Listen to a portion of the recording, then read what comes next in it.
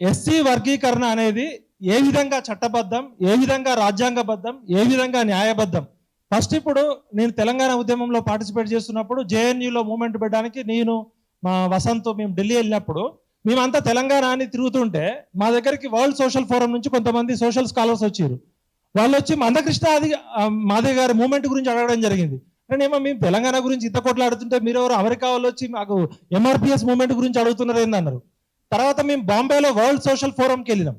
World social ఫోరంలో మేము తెలంగాణ గురించి చెప్పడానికి వెళ్తే అక్కడ కూడా మందకృష్ణ మాదిగన్న గురించి అడుగుతున్నారు. అసలు ఎవరైనా ఎంఆర్పిఎస్ మూమెంట్ ఏంది అనేది మాకు ఆశ్చర్యం వేసింది. అరే మేము తెలంగాణ గురించి ఇంత కొట్లాడుతుంటే మా గురించి ఎవరు పట్టించుకోవట్లే, ఈ మందకృష్ణ మాదిగన్న గురించి ఎందుకు అడుగుతున్నారు అనేది. జేఎన్యూలో ఒక 10 PhDలు అయినాయి. మీరు కావాలంటే రీసెర్చ్ చేయండి. ఈపీడబ్ల్యూలో ఆర్టికల్స్ వచ్చినాయి. ఎందుకంటే ఇది చట్టబద్ధం, న్యాయబద్ధం, ధర్మబద్ధం.